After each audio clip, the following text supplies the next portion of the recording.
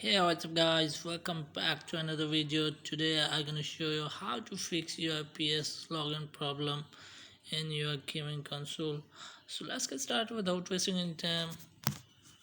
So when I try to sign in, error come out the about the login.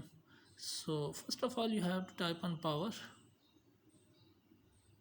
After that sign out your account and press the PS button to use the controller and type on new user account